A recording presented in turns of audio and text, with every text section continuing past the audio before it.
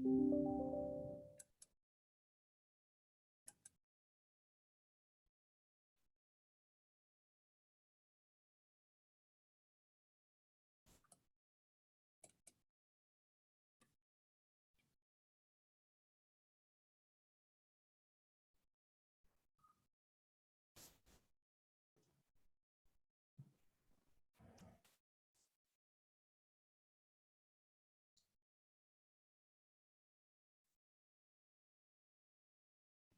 right, hi everyone. Just give folks a few more minutes to log in.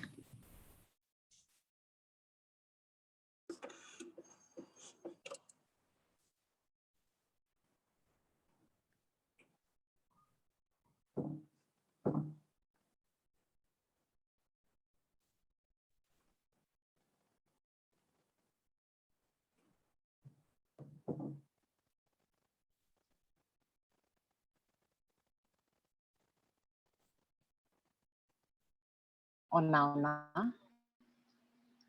Hi, Tessie.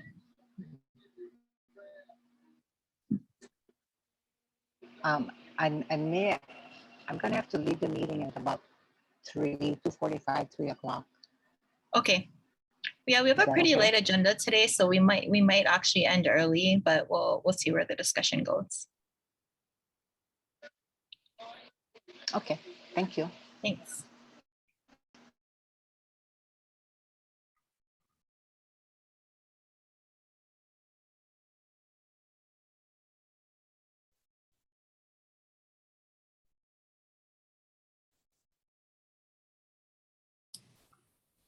Mahina, I still want that living room couch you have behind you. Can you put it on the barge? I've now been in a couple meetings where people have the same living room as me. That's gorgeous. Does it ship over, when you ship it, do you ship a case of wine as well, or what? Of course, with a Of course. charcuterie board. Yeah. Of course. Right. It looks like we actually have everybody.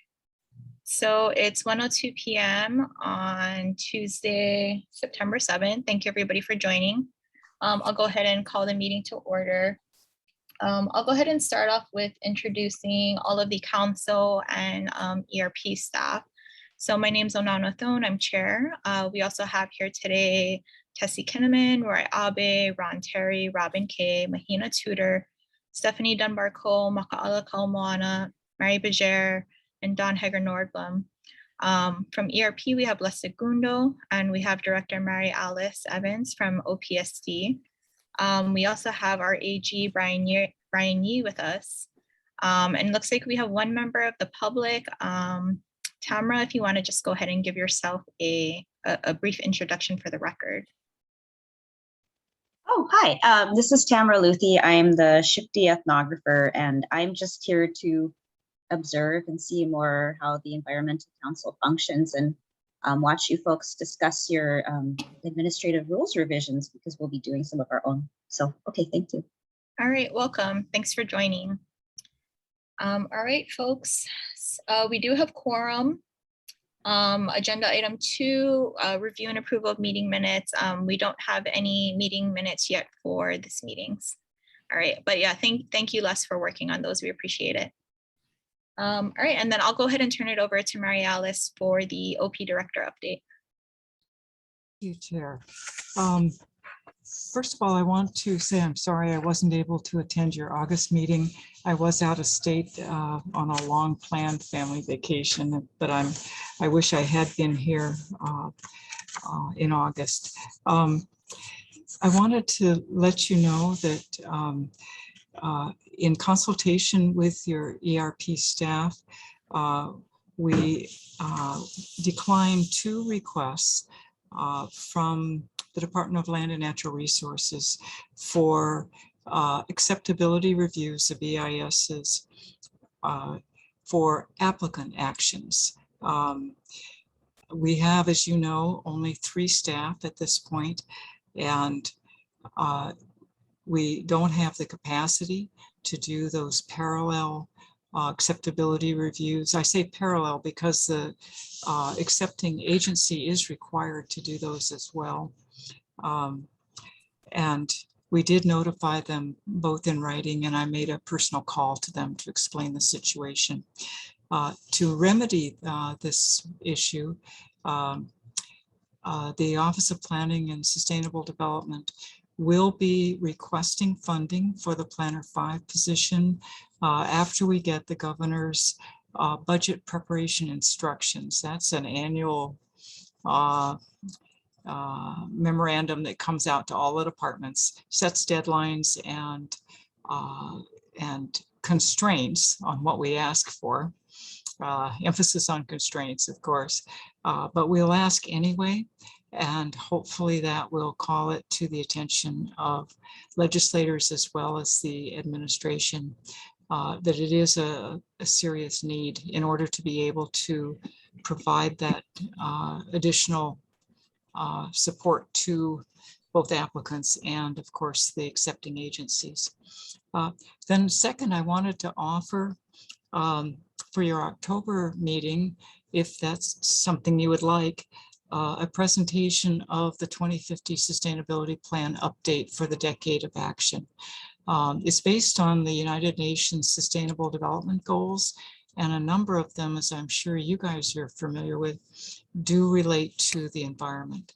So it's just it's an offer. It's up to you to decide whether that's something you would like to have. And then I look forward to listening to the discussion that you're having under agenda item number 7 on your strategic planning process to see where the Office of Planning and Sustainable Development can better support the council. Oh, I should mention, I'm not a member. The Attorney General has looked at Act 152 and clarified for me that the Director of the Office of Planning and Sustainable Development is not a member of the council.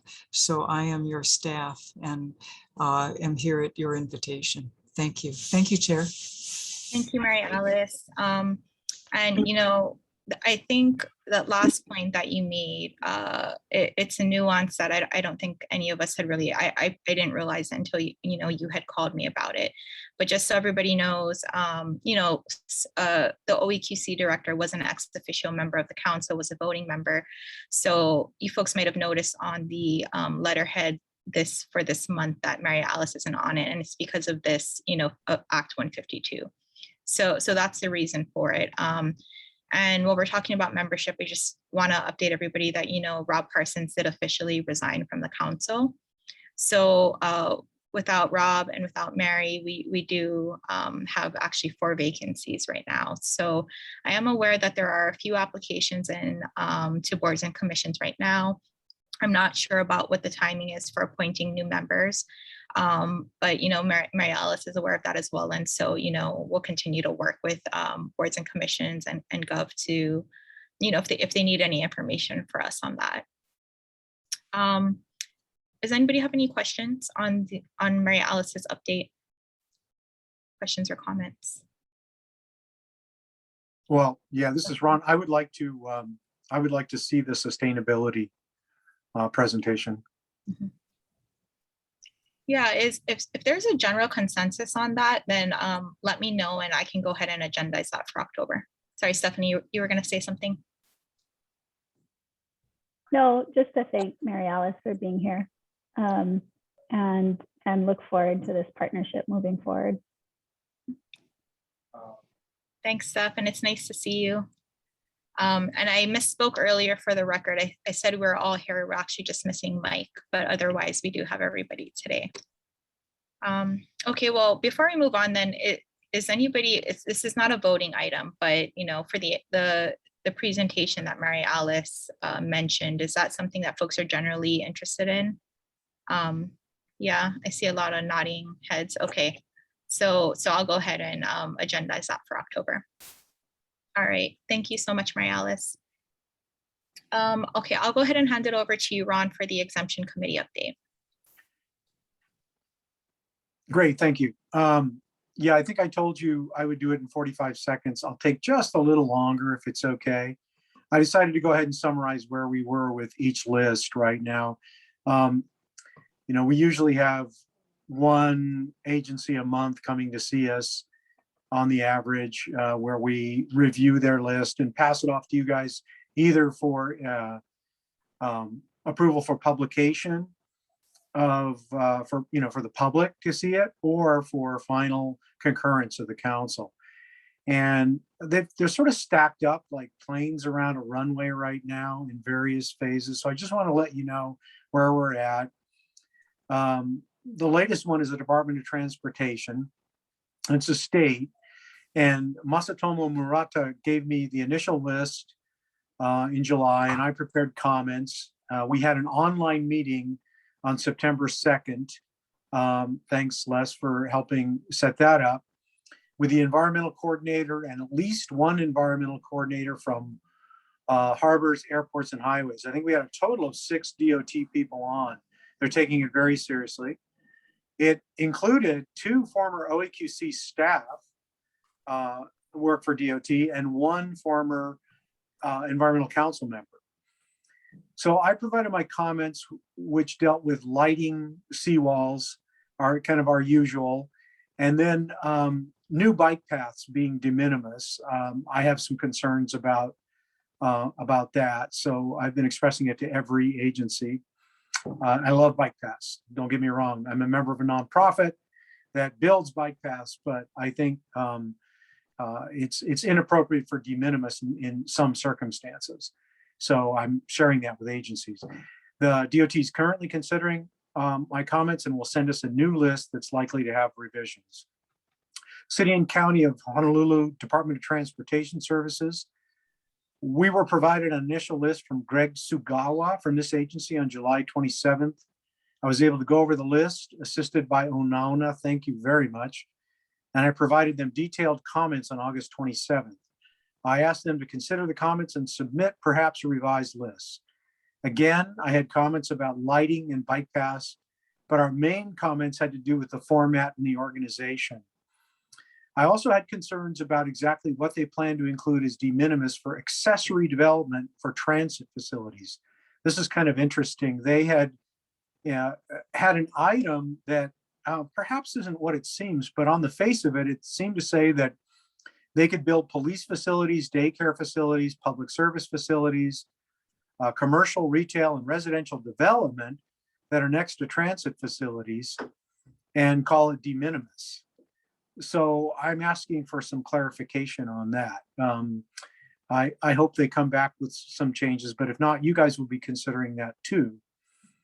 The Kauai Department of Water, I provided Michael Hinazumi on July 7th with very detailed comments that was a result of the review of the exemptions committee. I'm waiting to hear back from DOW on their thoughts. Most of our comments related to a more user-friendly organization. They had a giant table that had no kind of separation into tabs and things like that. It was almost impossible to read.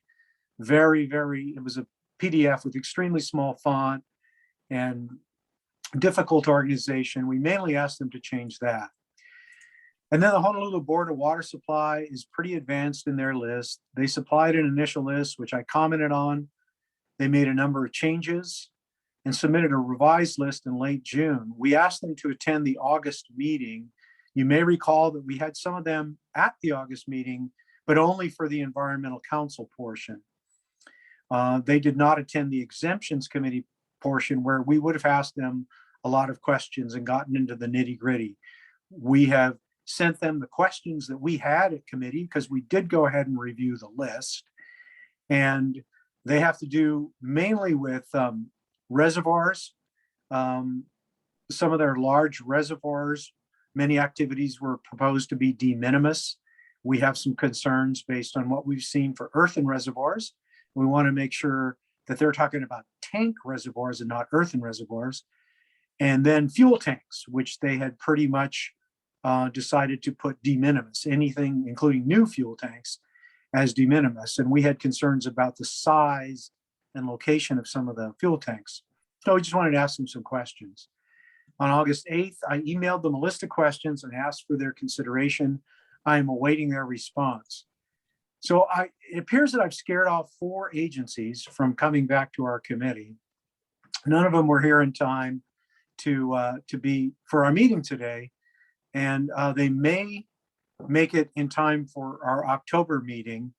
And, I got to see how that works out. I'm not going to be here. We'll be flying about the exact time, flying back to Hawaii that day. So probably we won't consider them until November unless my fellow committee members want to take it on without me. So that's my update. Thanks, Ron. I think it's important that you be there to lead the ship on that. So let's schedule it for November if the agencies get back to you in time for that. Okay, great. Thank you for doing all that work. Yeah, Does thank anybody you. have any questions or comments for Ron? Oh, go ahead, Makaala. My mic is working first. Can you hear me? Okay. Thank you very much, Ron. I do not think you scared them off. I think that you're very, very kind and gentle when you talk to them, and that's why you should be there and not me. The DOT, I just want to bring to your attention that we have, I am a little bit conflicted as I filed an intent to sue DOT Airports and Harbors for their lights for birds. And want to remind you, if you didn't know, that they also recently did pass a rule of no abandoned animals at harbors, which is essentially cats, and it works together in tandem with lights. So the bird is distracted by the lights, falls to the ground, and gets hit.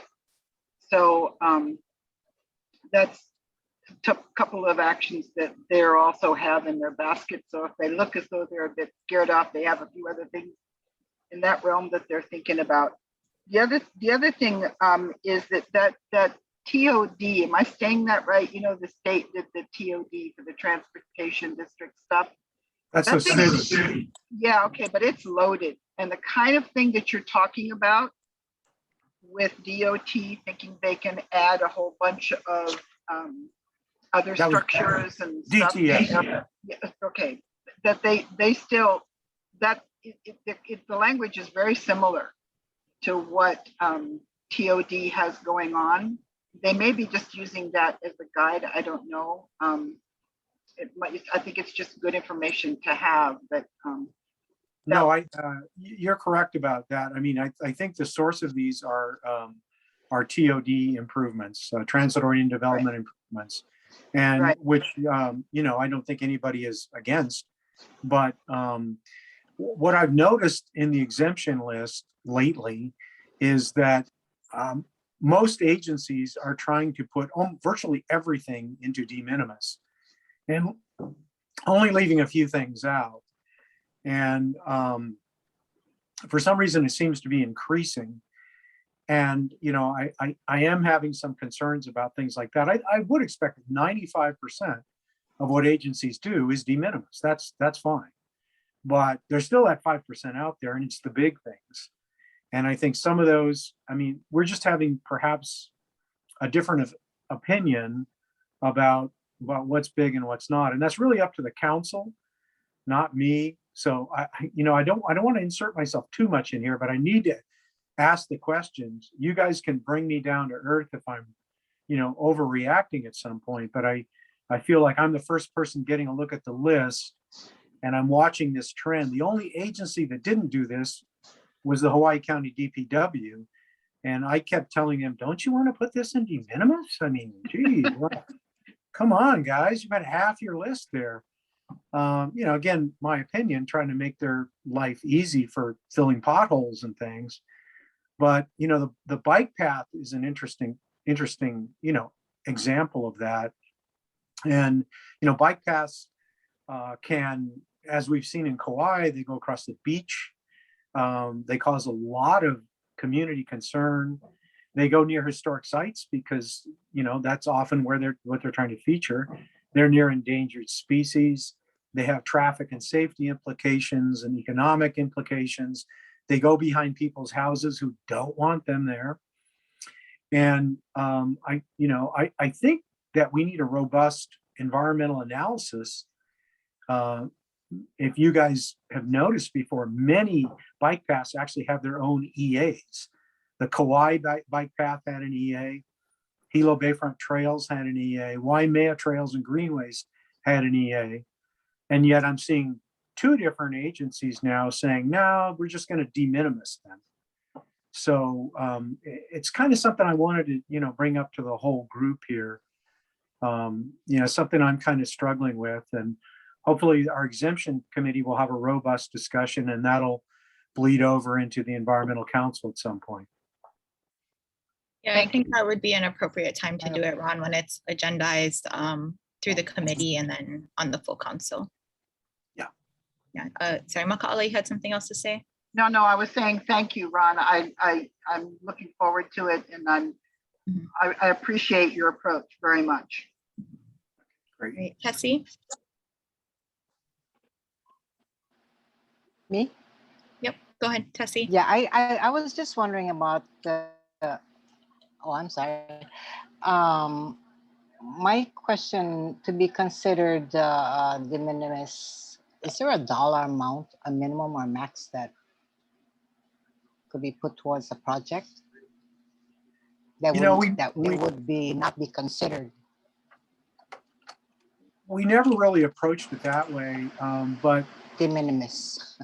what we said was there, routine activities, data, purchase of supplies, data collection, personnel action, interior alterations, minor structures, et cetera, et cetera. You could have a pothole project that cost $500,000, and that's still a de minimis project, probably in most cases.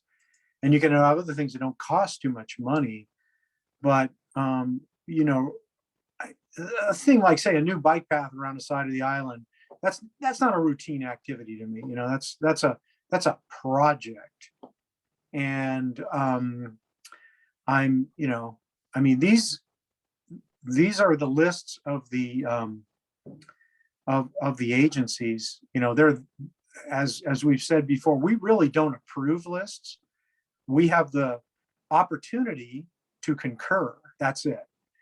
And they have the opportunity to provide us a list to concur. And they also can just decline to provide us a list to concur. And they don't even have to have a list. So we have very little power here. But as I've said, having a concurred list indicates a sort of a good housekeeping seal of approval that a bunch of citizens have looked at it and said, it's basically okay. An exemption list doesn't allow you to forego thinking. You still have every project you should think, does it really fit in this box? Do we have a sensitive environment? Is there a cumulative impact? But it's supposed to help them out. Right. And the biggest benefit, as a reminder to everybody, of doing the list is that the agency can take advantage of the de minimis section. Without the list, they'd have to do exemption notices for everything. And that would be the opportunity of notice of what's happening to the public. And then they could then challenge, that exemption determination, if, for example, they tried to exempt the bike path that should have done an EA. Right. Yeah. And without an exemption notice, the public is just not going to hear about it. And they're not going to know till they start maybe putting out bids for contracts or something like that. All right. Thanks, Ron, for that detailed review. Mary, go ahead. I would just, Ron, really, most citizens don't know until there's a bulldozer involved. Right. And then we're talking too late and lots of anger and lots of distrust of government. And I think that's why our entity exists. So, thank you. Yeah. Thanks, Mary. Any other questions or comments on Ron's update? No? All right, thanks, Ron. And then I'll note for the record that Pane Meatonga joined in the meantime. So welcome, Pane. You've been to a few of our meetings, and again, a reminder to members of the public, if you do want to ask questions or provide comments on agenda items, you're welcome to do so. All right, so we'll go ahead and move on to Mahina, if you can go ahead and give the Rules Committee update. Sure, thanks, Winona. So the Rules Committee did not meet this morning. Our last update is we got as far as we could with our proposed revisions to our procedural rules. We had a few, big questions that kind of, after we were done with the kind of cleanup and things like that, we had a few big questions that were determinative of how we would draft moving forward, including, what kind of power we retain over deck rulings and rulemaking. So we sent those questions off to Andrew, but my understanding is that he has been reassigned to to some other clients. So we have a new AG, right? And with Brian. So we've been in touch and we will figure out how to move forward with the rules from there. Anybody have any questions? And sorry, I don't have, a better update at this point. Oh, no, you probably have something to add. Okay, yes, I do. Les, could you allow Brian to unmute himself and start his video? He said that he is not able to do that. Oh, okay. And in the meantime, Mahina, thank you so much for your update. Yeah, just to let you folks know, Andrew Goff, who was with us for a couple of meetings, actually got reassigned to the Department of Health. So we do have a new AG, Jody, and who's not here with us today, but Brian Yee is here instead. So hopefully Brian is unable to unmute himself if he wants to add in. I can't unmute him from here. I asked him to unmute himself, but Okay. I don't see any way I can unmute him, without, I think he has to do it himself. Okay. Sorry, folks, let me just respond to him one second. Oh, Mary, go ahead. Well, from my experience as when I'm a Zoom, if I started the Zoom, I can control the mutes of everybody. So Yeah, you if you go to participants, Les, right, Mary, is that correct? Right, go to participants and then just click on his microphone and it should unmute him. Okay, let me try that. And his video as well, please. The rest of us can't do that to each other, but the administrator of the Zoom can. Mhm.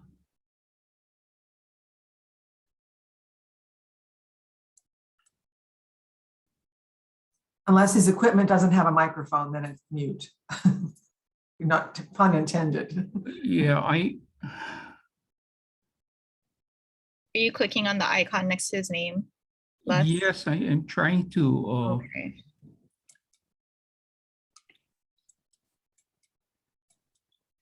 Wait, can you hold on for a second? Yep. Okay. Well, they're working on that tech issue. I know Tamara from SHPD is here because she wanted to hear what our rules update were. So maybe Mahina, if you can just highlight some of the high points of what we had gone over the last time, since we're not doing that today. And again, these are just our procedural rules, not the 343 rules that we're going through. And so, yeah, I mean, I'll give a little summary, but Mahina, if you want to add any, thank you, Steph. If you want to add anything else, basically, with us transitioning from being administratively housed under the Department of Health, this past session, Act 152 moved the Environmental Council and OEQC, who is now known as ERP, the Environmental Review Program, from Department of Health to the Office of Planning and Sustainable Development. So in connection with that, we're doing some updates. One of the things that we no longer have authority to do is hear applicant appeals from a non-acceptance of an EIS. So we're updating our procedural rules in that manner. Doing general cleanup to, our new name is now the Environmental Advisory Council. But as Mahina mentioned, there are still some questions on whether or not we retain, the right to hold a contested case hearing, declaratory actions, that kind of a thing. So that's really the nature of the edits that we are doing. So we went through and did line edits. There are still some outstanding questions. We also, I think, updated the filing requirements to be fully electronic, which mirrors our 343 rules filing updates. And those questions, again, were forwarded to the former AG. I don't know if the new AG who is assigned to us has had a chance to go ahead and review that. Anything else, Mahina? Or other rules committee members? Okay. Tamara, did you have any questions on that?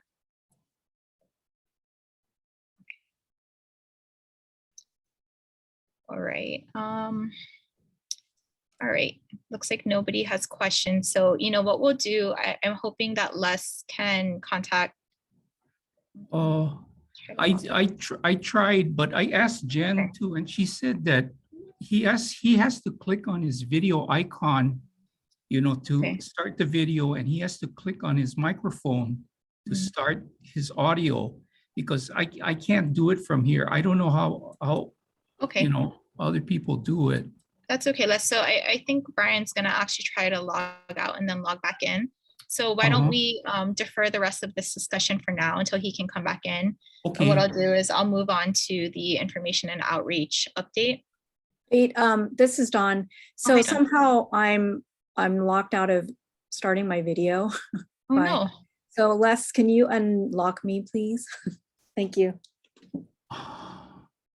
That probably happened while he's trying to work on Brian's. Yeah, I mean, if you don't need my face for the vote, I can always say yes. It's fine. Oh,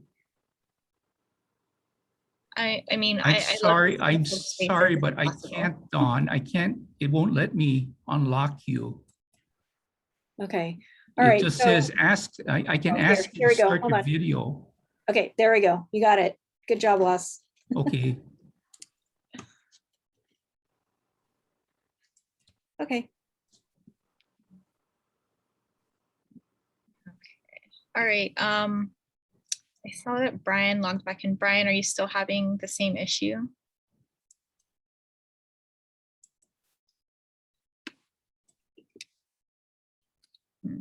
Yeah, I think he is. Okay.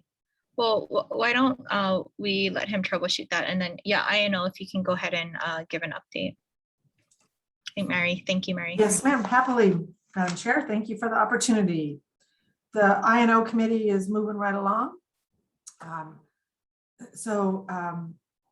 We're learning from our mistakes. Well, we don't really call them this. There are our training opportunities. And so we're still working from our list that we've discussed with you as a council earlier, that comes off the annual report from 2020. And so the next forum we were going to do was on transportation. One of the key panelists we want for that is growing her family. So because she's out on maternity leave, we're going to move the transportation forum to January, and we'll let you know what that exact date will be as that situation unfolds. So for that reason, our next forum will be on Wednesday, December 1st.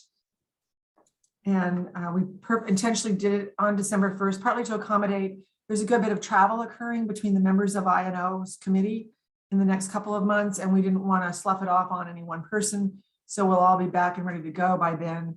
And the December 1st topic is going to be reduce energy use. And we've invited, we're inviting Henry Curtis, Scott Glenn, and Leo Asuncion at this point. And we're going to rely on them to see if there's one or two other persons they feel are appropriate for that panel. Just by way of information, the HCPO, Dawn has sent to all of us, I believe everyone got it from VLS. The HCPO conference will be virtual, October 4th through the 7th. So that's something that many of us might like to attend all or a portion of. There's a possibility that they waive the fees for us as being council members, but we haven't had time to do any research on that. But more importantly than the waiver of fees is the opportunity for us to sponsor a student to attend. So you might all think about that, sponsoring students to attend this conference. Can I ask a question real quick before you move on from HCPO? sorry, I know this is not necessarily agendized, but so we do have a council meeting on October 5th. Are there, I mean, I guess, yeah, if people wanted to attend HCPO, I want them to be able to, but maybe we, we get to later on in the agenda, if you folks want to think about, do we want to maybe move the meeting to the following week in October? Just, let me know, because I think there are several folks here who typically do attend HCPO. Just let me know. Thank you. I apologize for getting that out of order in the my agenda. So then item no, number it wasn't you. It was me. Item number 5 on our agenda, which contains an action item for the full council. As we've mentioned in prior meetings, we've had the document from November of 2019, suggested procedures and checklists for environmental council public forums and presentations. That should be modified to say suggested procedures and checklists for the environmental advisory council public forums and presentations, and it should be dated September 7th, 2021. And that you have the rest of the document was sent out to you all for review. It's posted for sunshine, and I defer to our chair to call for a vote. So I guess if you want to have somebody wants to make a motion, or is this coming out of committee? And it's a committee motion. I so move. Okay, so now we can open it up for discussion. I hope that everybody had the chance to go ahead and review that. Are there any additional comments or questions from council members on this, on the list?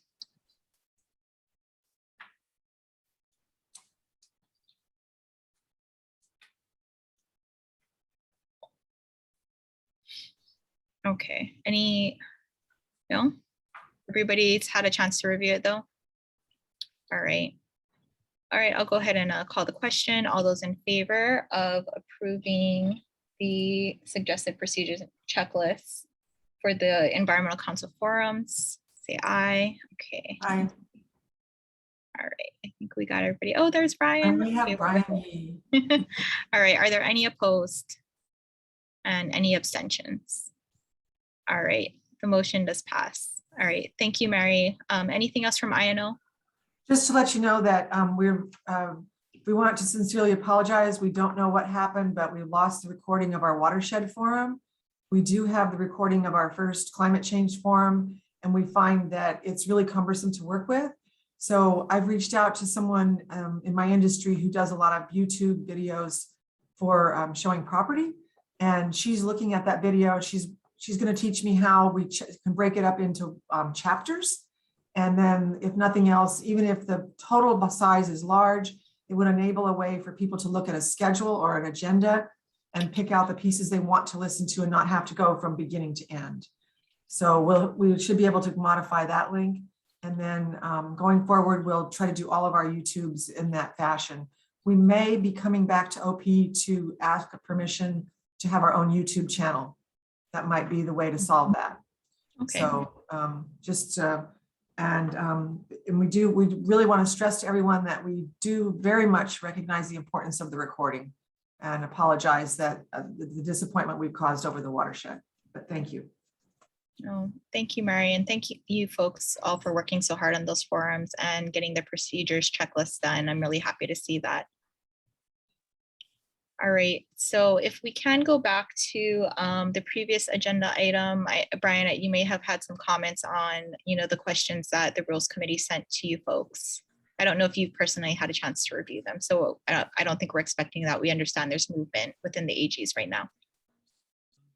So thank you. I'm sorry for the technical trouble we had. Jody will be reviewing the rules, and I think she'll be getting back to staff on that as soon as she can.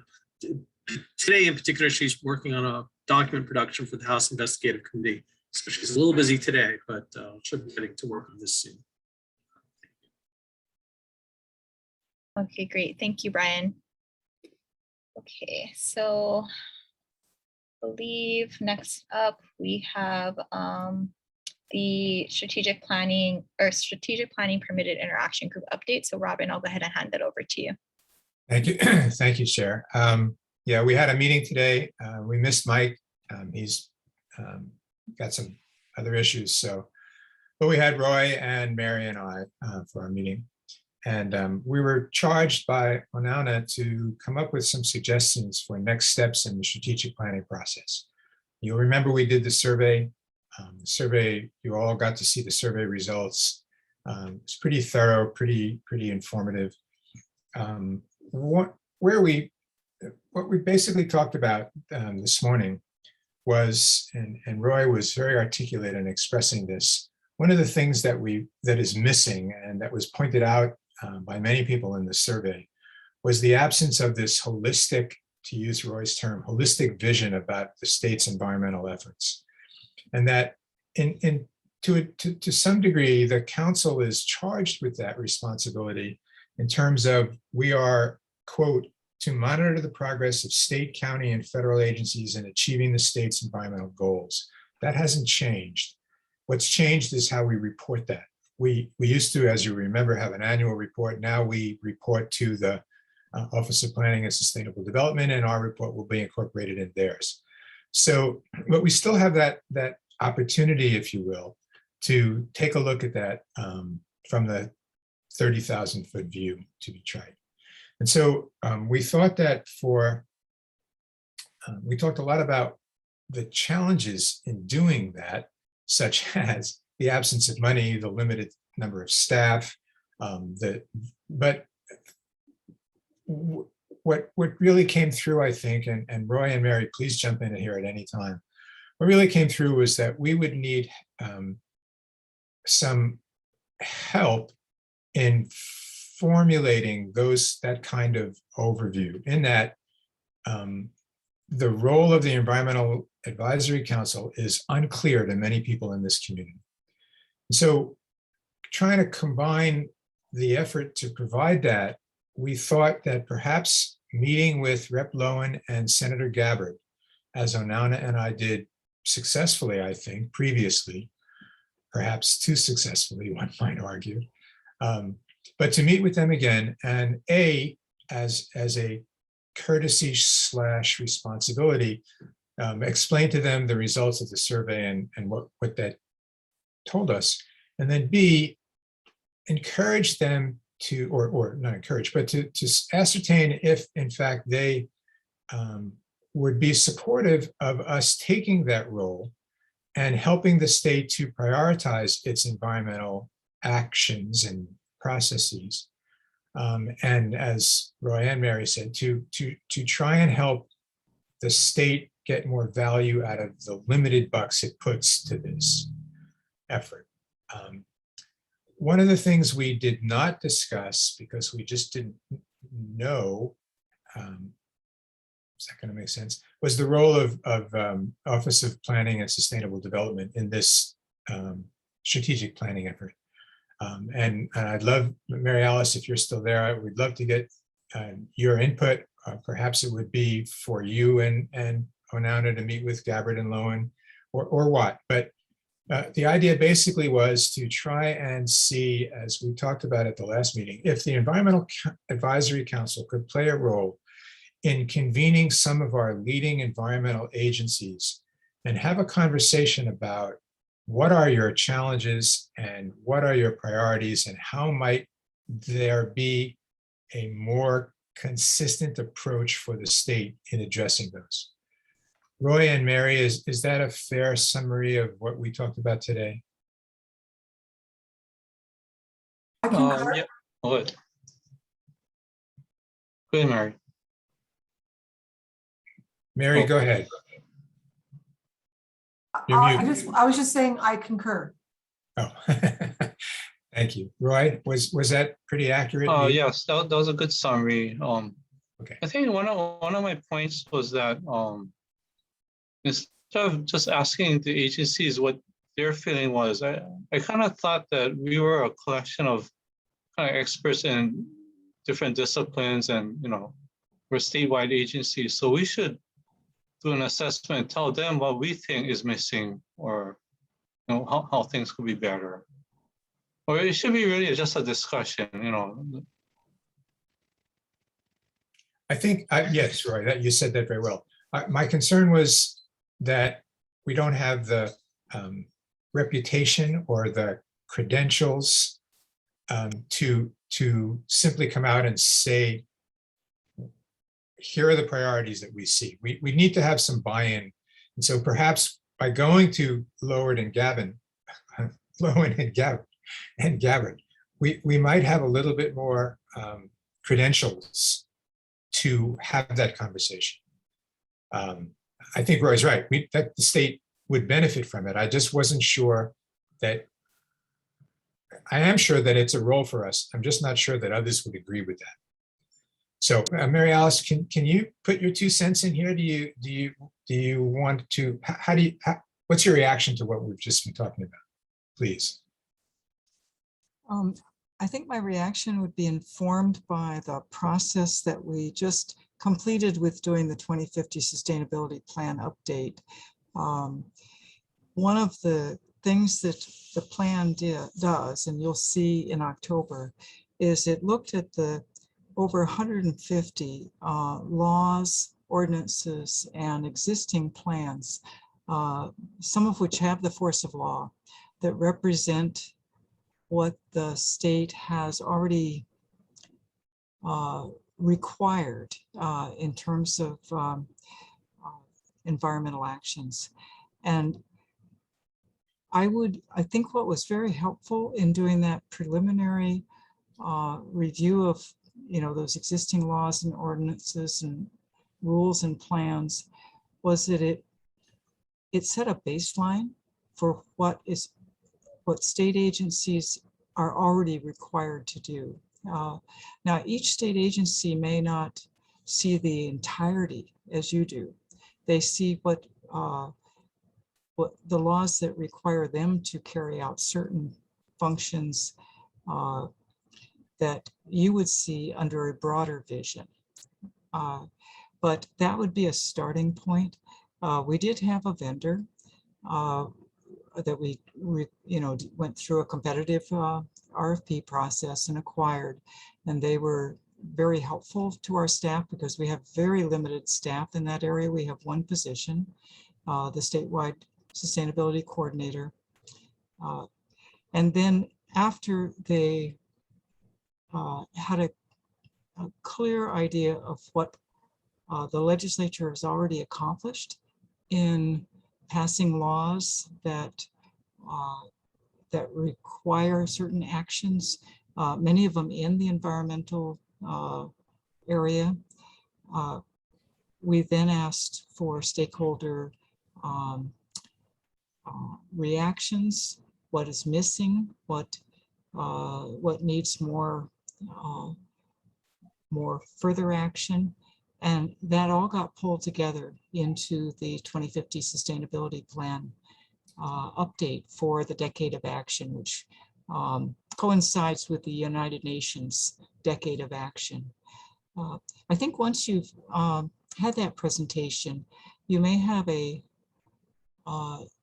better idea of what your starting point might be, because you'll know what agencies are already required to do and comply with. And I think that's a start for a gap analysis, because I think if I'm hearing you guys correctly, what you want to do is that gap analysis to compare what's already required with where you think the state should be going and what the gap is for meeting your vision, your goals. Is that accurate, Robin? Sort of. Sort of. I think I hadn't thought of it as a gap analysis. I thought of it more as a priority setting. I think Roy, do you want to address that?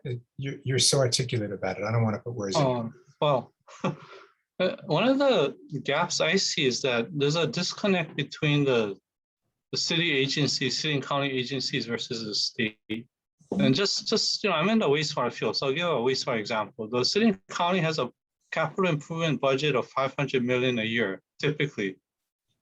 And the state DLNR struggles to get a couple $1 million a year just for their watershed protection. And you look at the cost benefit, it doesn't make sense. DLNR tells me they need, say, 15 to 20 million to fence in their remaining native watersheds, and they can, prevent pigs from destroying the forests and address invasive species, present all this tons of sediments that gets washed into the nearshore waters. And that's 10 to 15 to 20 million. And the city spends maybe 20 million on one sewer project to prevent 2 spills every 5 years or something. So something is not quite right with the priorities. And that's where I thought we need to just relook at the priorities. And a lot of the city money comes out of lawsuits. City gets sued, they agree to a consent decree, they have 400 different deadlines they have to meet, and so they can justify the funds. Whereas I know Emma Yuen from DLNR said, unfortunately the animals cannot sue, so they're stuck with minimal budget and they suffer the consequences. So yeah, I just think we got to step back and look at the overall, where we're spending the money. And again, I brought up this in the past, I believe that EPA has an integrated planning program. It's part of the Clean Water Act, but cities have been using that. There's like 46 plans across the country, very effective. They get community involvement, they look at all their priorities, and they see what the problems are, what it takes to solve the problems, and then they come up with a priority list, and they put the money where it does the most good. And I think that's what kind of we seem to be missing. So anyway, that's my 2 cents. So Robin, I have a couple of thoughts, if I may. So Robin, what I understood earlier, what I had interpreted was this was a discussion going forward about how could we as a council coordinate agencies overall to understanding their priorities. Is that kind of an accurate summary? Yeah, yes. Okay. I think that's a possibility, and I think we should talk about that more to see if it would really be beneficial to state and county agencies for us to actually do that. And second, if we have the capacity to do that, and how would that work? I'd be interested in hearing that. With respect to involving the legislators up front, I don't know if going to them first is the right step before going to the agencies. Senator Gabbard and Rep. Lowen have absolutely been supportive of the council and our endeavors. I'm just worried that maybe they may not understand the day-to-day of the agencies as much. So we should probably check with the agencies first, because if this isn't something the agencies want, I mean, I'm just afraid of starting in a place that maybe we shouldn't have gone first, if that makes sense. So. Yeah, I think it's a circle, and I know exactly what you're saying. And my concern was if we went without some other support, there's reason for getting their attention, and it's going to take some of their attention and some of their time. So I thought that if we had a hammer behind us, it might make it easier to convene by Zoom, of course, some of the agencies, because we've surveyed them without identifying them. And I think going back and saying, okay, what are your priorities? I don't know that would be a sufficient enough invite to get participation that we need. So I think it's, go ahead. Oh no, I was just gonna say, so recall we did do that, right? What was it? Not this past year, the year before. We selected a handful of agencies. We asked them those exact questions. I mean, and they're pretty familiar, with what their environmental priorities were. And the biggest issue that every single agency identified was that they didn't have enough staff and they didn't have enough funds to do what they're supposed to be doing. So I would suspect that's an even bigger problem post-COVID. And that will probably get the same kind of results from there. That's just an aside. I don't have a solution to that on what we should do. And then, however we do it, I think we just need to be very, with respect to us having a hammer behind us, I'm on the fence about that because we, we kind of got rid of our annual report requirement. That was our hammer in a sense to get folks to talk to us, because that was one, a money issue for us and a capacity issue. But whatever we end up doing, I think we just got to be, careful about how we approach agencies and not say, hey, you're not doing this right. We got to be very delicate about what we do, because that might not be the case. They might actually be doing everything. We just don't know about it.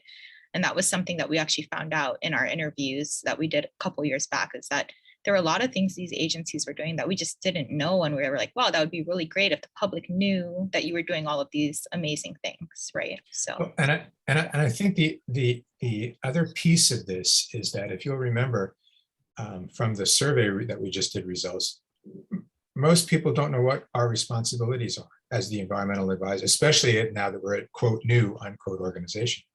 And so I was thinking of, the proverbial two birds, in that we would not only be having a conversation with other agencies, we'd also have a chance to explain what the hell we are and what our responsibilities are and what they're not. And granted, I thought we would address the public as well in that, but I think starting with agencies might be a good place. So I hear you, Anana. It is, maybe hammer's the wrong word, and I certainly wouldn't articulate that to the senator and the rep. They've been tremendously helpful. I just am afraid we don't have enough there to lead the effort that I think we need to do. Does that make sense? no, sure. I think that makes sense. I think for us internally, this is definitely maybe a different, not a different aspect. I'll say that because you read the statute and it seems to fall in with something that we could absolutely do. So I think internally as a council, I'd like to understand more about what this effort would entail, because I want to know if we do have the capacity to do it, on top of the things that we're currently doing. And there were things we still wanted to do, such as, finishing, updating our procedural rules. There may be another round of 343 updates that we might need to do, minor kind of tweaking now that the rules have been in use for a couple of years. And still, there were guidance that we wanted to do as well. Cultural guidance was really at the top of the list. So before taking on, essentially a coordinator role, which is kind of what it sounds. And I think maybe our first step would go to be to approach these agencies and see how, if we were to take a more active role in coordinating, would that actually be helpful to them and how we could do it. That might be a good first step, because we need to see, depending on what the agencies visualize as actually being helpful, then we need to evaluate whether or not, we have the capacity to do it as volunteers, right? Yeah, you're right. No question. Unless Mary Alice gives us 20% of her budget and 3 of her staff, we're up the creek.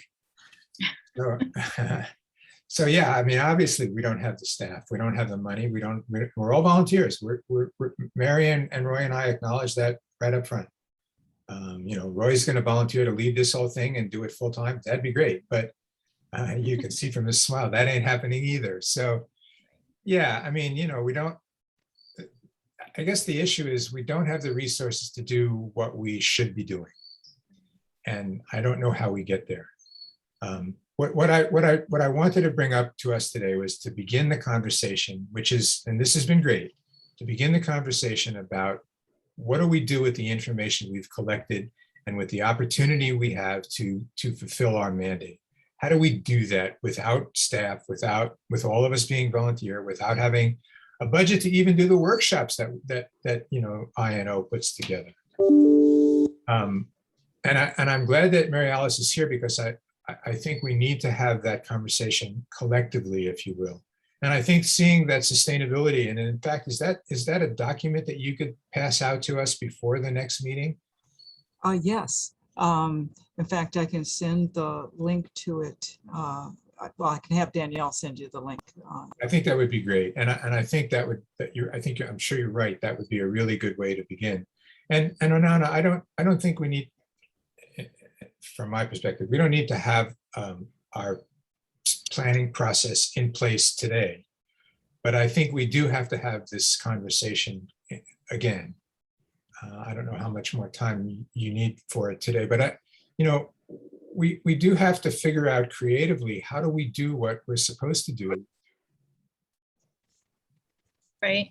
No, and it's a good point, and I'm glad that you and the permitted interaction group continue to evolve this discussion. I mean, the survey was immensely helpful. And now that we're kind of talking about, you know, we're going from the big ideas and being like, okay, so how are we actually going to do this? What are we going to implement? And I agree. I mean, so we're agendized till 3:30 today. I think this is really the last item unless you have a legislative committee update. So No. we certainly have time to talk about it. I don't expect we're gonna vote or we're not voting on anything. There's no action No, item number one. No, and there's no legislative committee update. Okay. One of the questions I would love to hear all of your thinking about is involving the two legislative leaders. Let's say that we don't go to them and ask them to participate in what we've just been talking about.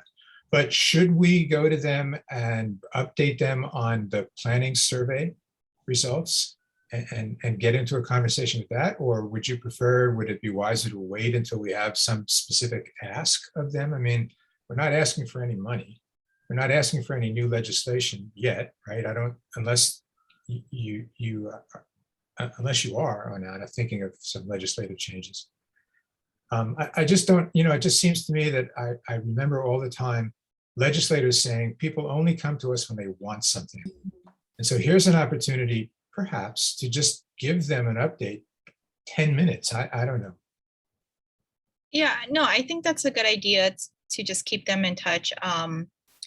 Maybe we plan for that to be in, you know, November, December again, because I think we're having a good discussion. We're moving forward to figuring out what it is we would want to update them on, but I don't think we're quite there yet. I think we need to maybe nail that down a little bit more, because I'd hate to, you know, waste their time on that. And maybe that'll even give OP some time, you know, if there are any legislative fixes that need to be done with the statute that they're noticing, you know, for example, if OP is planning to take on these, you know, acceptability reviews, I think that's how you called it. I mean, 30 days is real quick, right? So maybe that's something OP might want to change with the statute. Council, we don't have skin in the game on that, so that's not really something we'd advocate for, but it's a conversation we could have.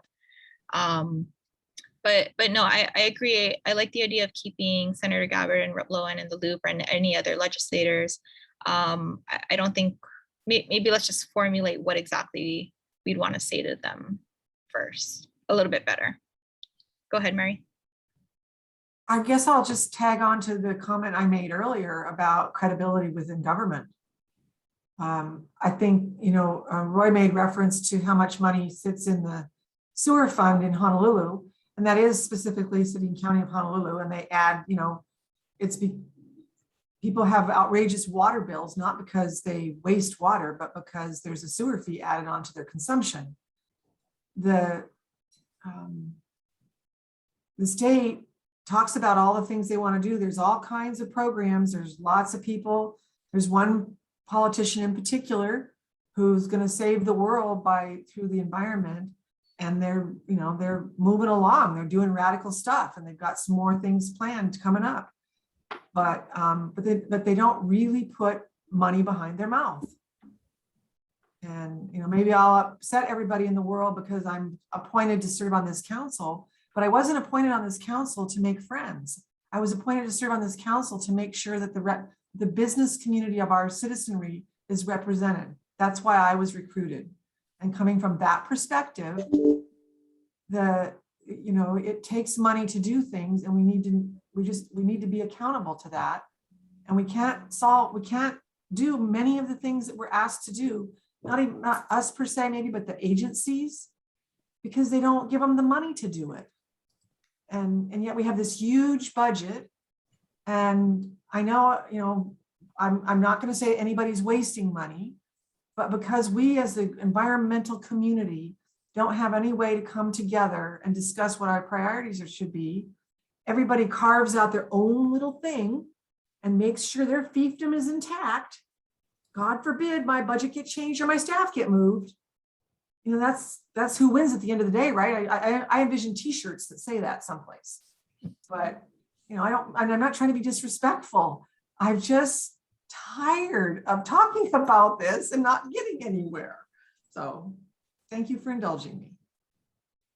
Yeah, and I think, there are really two parts. When you go, if you Google the Environmental Council, and there are two parts to the mandate. And the other part is to be a liaison between the public and Mary Alice and the governor through her. And I think that fits with what Roy is saying and what PIG is struggling with. How do we do both of those things with no resources? So I think we just have to keep on thinking about this. Yeah, Robin, and I like the idea, like, well, how I interpreted what you're saying of coordinating a forum for agents, to somehow get the agencies together and talk about it. I mean, maybe we'll find out more about it with next month's presentation on, because these things are probably being done as well. We're just not, included in the loop. So. Yeah, I wonder, Roy's idea of integrated planning, maybe not formally, but I wonder, is there, Mary Alice, maybe you know this, is there a monthly meeting of all of the environmental leaders in the state? I'm not aware of one. Yeah, and I'll bet you the answer is no. And I think, while that may not solve the issues and might not get all 25 people in the room agree with that, we should, redirect the city and county's money, but it might not be a bad role for us to play as a convener and as a listener. Maybe we don't have to be the coordinator. Maybe we have to be the convener. I don't know. I just think, Roy's vision is exciting. The challenge of it is overwhelming. Makala? We do have the Hawaii Conservation Conference that meets annually, and we are currently in Marseille at the IUCN. So I'm not sure exactly who the environmental leaders are in the ledge. I think they would say they all are, frankly. But the Hawaii Conservation Conference does convene annually, what you and I might call the environmental leadership, at least of the community. And Roy, they are the voice of the animals. The other voice of the dirt and the trees and the birds and the bees is litigation. And you mentioned that, city and county has money because they get sued, and then the state does too. And I have long experience with that, and it's successful. And sometimes that's how things get done. I have an agency almost weekly say to me, please sue me. And when it's possible, I try, but it's often those lawsuits that I've been involved with have been requested, maybe in the back room, but they were requested in order to help them get things done. So it's not impossible to do that. I do think that I wouldn't know who to convene if we were to convene the environmental leadership of the ledge, because I can think of a couple of legislators with whom I would differ about whether they're an environmental leader or not, but who feel very strongly that they are. And I would be reluctant to convene that group without some of the Ways and Means folks and the dollar folks who play a very important role. I had a conversation this morning with a state agency who said, you want us to enforce the laws that are on the books and give us more money to do it. No, do it, figure it out. Do I need to sue you? Yes, okay. That I don't know which way that's supposed to go. I know in my fantasy world, DLNR would have 10 times the budget they have right now. That hasn't happened in 20 years. I mean, that's been anywhere near adequate. So I don't know that I think somebody needs to inform and pressure the people with their fingers on the budget to put their, as Mary said, their actions where their mouths are. In this case, their money where their mouths are. They all want to be considered environmentalists, and almost none of them are. You might recall one of the strongest environmental advocates we've ever had in the ledge was Nina Morita, and she was always on the outs with whatever gang or group or whatever was going on, because that was a tough priority for them to deal with, to work with. So I feel really strongly that well, first of all, I've looked at a little bit of the sustainability plan. It's good stuff. It's the work I do. Thank you, Mary Alice. It's what I do. But I also want to add the state of Hawaii. Some of you know I sit on the Hawaiian Islands Humpback Whale National Marine Sanctuary Advisory Council and have for many years. It's a co-managed sanctuary. It manages many of our nearshore waters and for the whales. There was a proposal that many of us, including me, worked very hard on to install an ecosystem-based management system that would be absolutely a holistic view. And the state killed it under pressure of another kind of whale known as Westpac. They killed it. So they've had opportunities to do that in a large scale that they can't do. But for Hanalei, we have an integrated plan. We have a community-based watershed management plan. And to me, the most successful and easy way to do that is place-based, locale. And it can include Malkatumakai. But I want to be sure that this conversation includes that community-based focus and community-based effort that actually can get stuff done. Mahalo.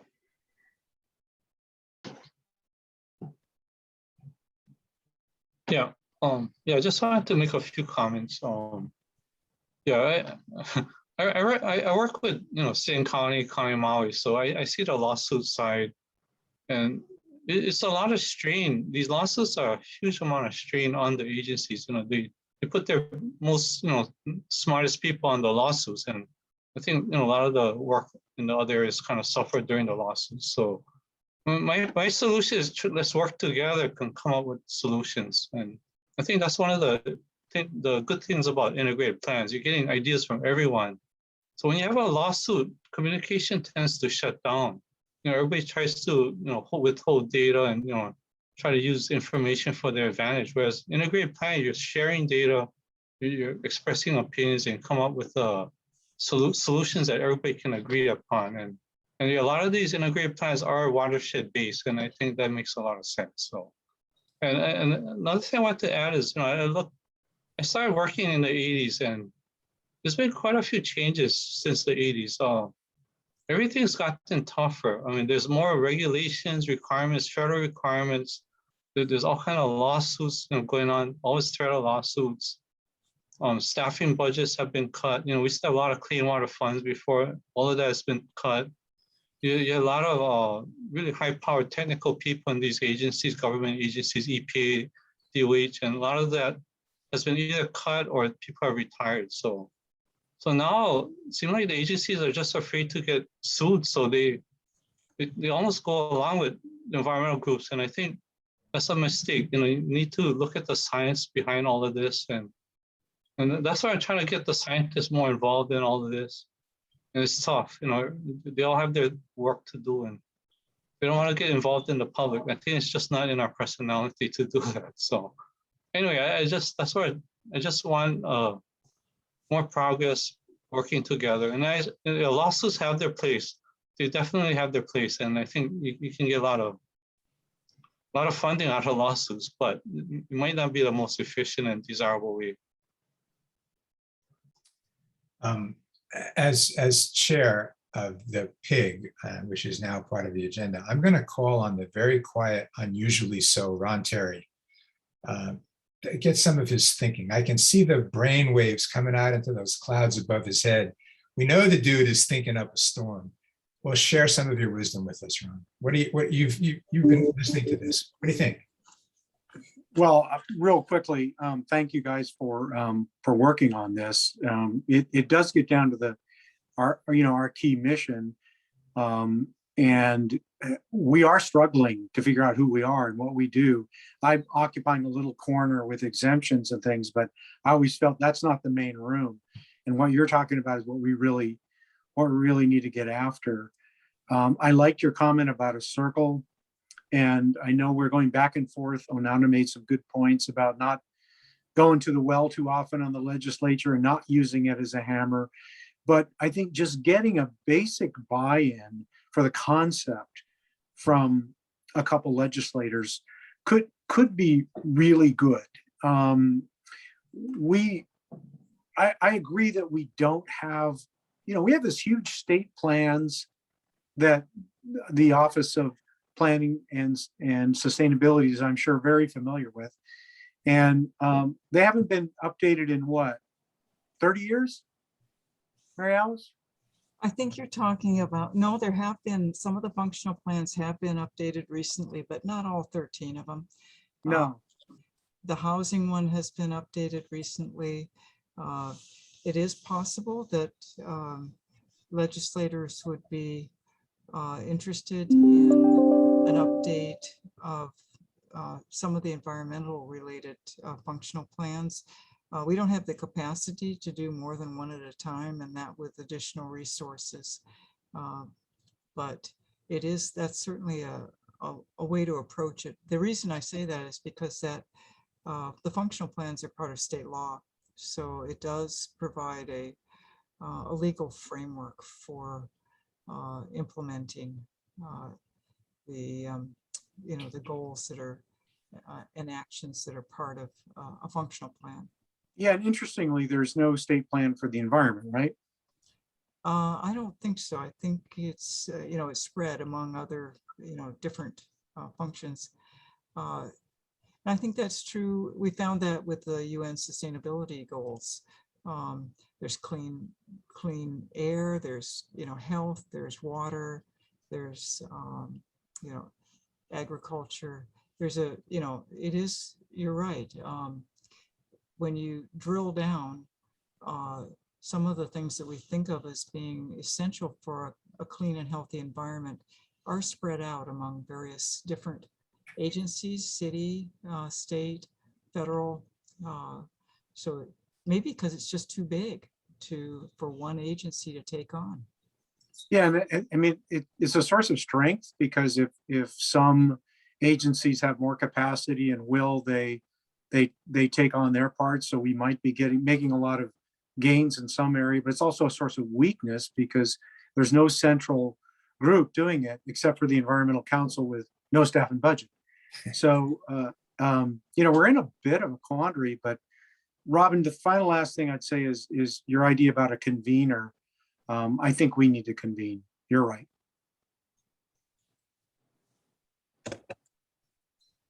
Well, Nana, I think this was a good start. I think our PIG group had a good conversation this morning. I think a lot of what people have just said today is really very helpful. I would suggest then that we all, if Mary Alice can get us all the sustainability update, take a look at it, give this some thought. Perhaps we'll convene the PIG one more time before the next meeting, and maybe have some more concrete recommendations after we filtered some of today's discussion through. It is, we're just stuck. We've got a great opportunity and a great challenge and a great mission, and it's just difficult to fulfill without any resources. No, I think, the PIG's doing a great job, and I appreciate everybody for participating in this discussion. And yeah, I mean, going back to your comment that it's circular and where do you start, it's kind of chicken and the egg. I mean, after hearing everybody talk, I mean, maybe we do have to start with the ledge for, kind of the limited purpose of just checking in with them to see if they, God, I don't know if it's a mandate or how the authority would work, but allowing us to, if we choose to be the convener, go ahead and do that.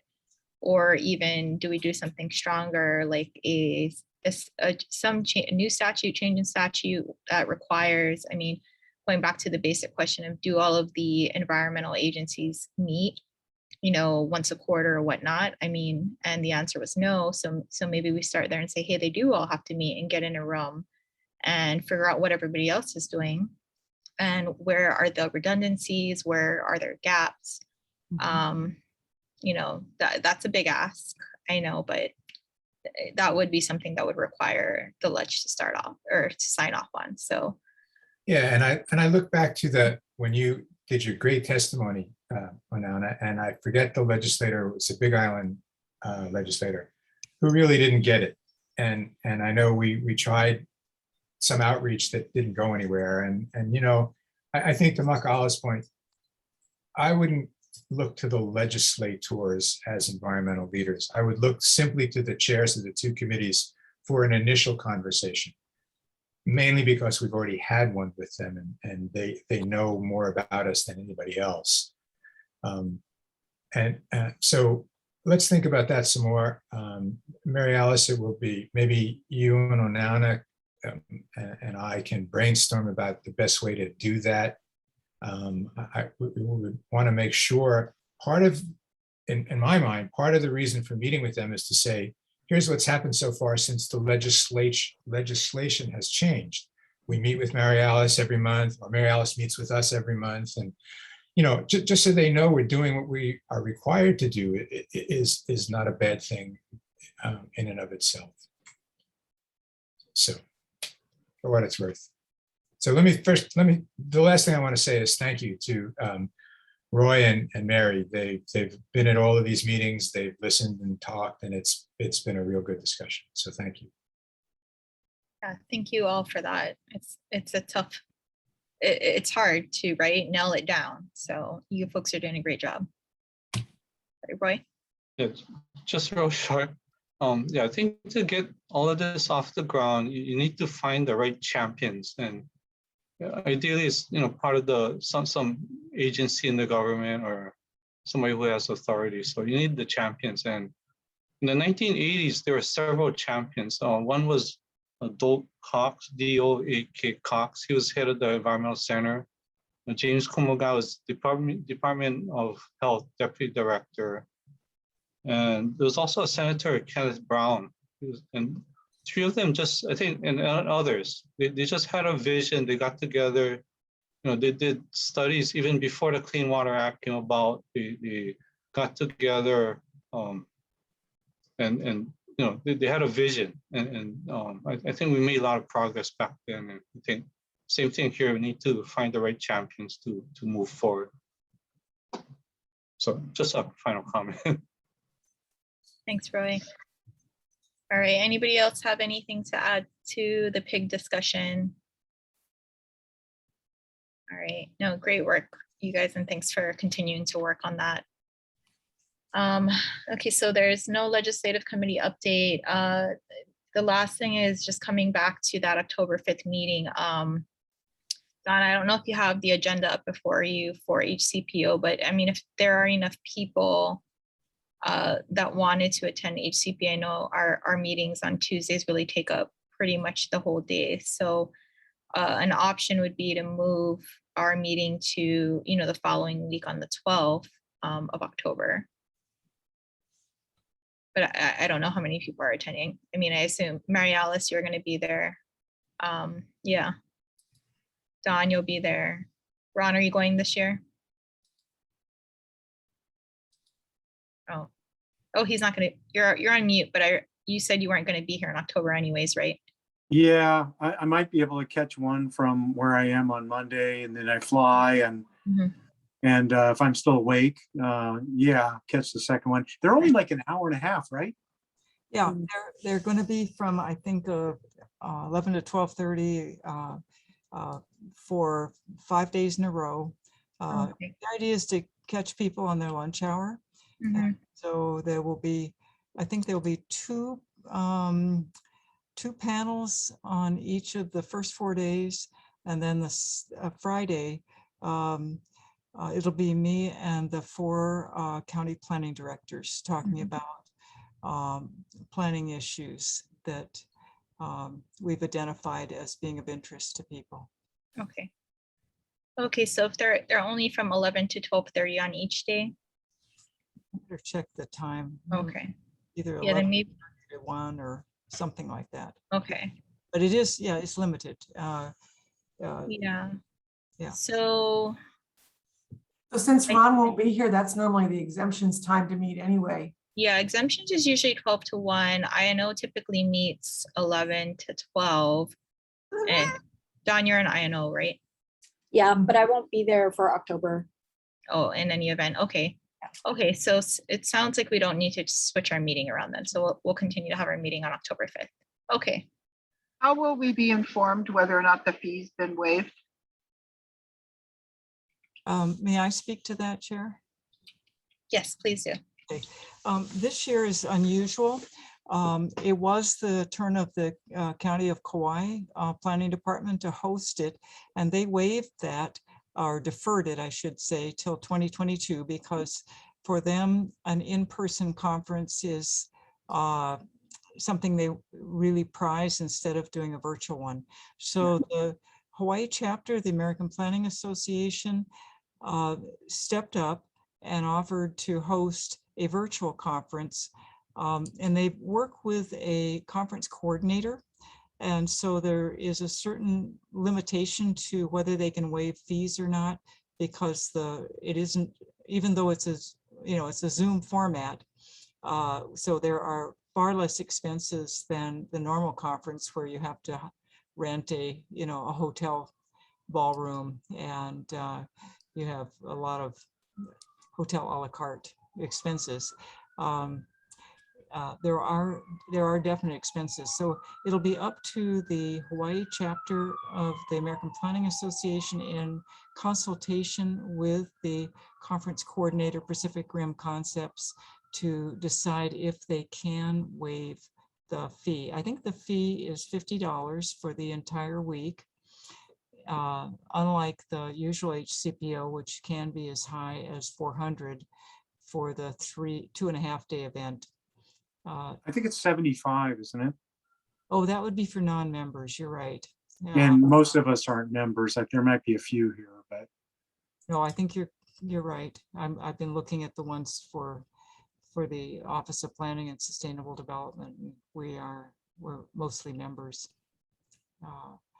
But in any event, do you want me to pose that as a question to the APA Planning Committee?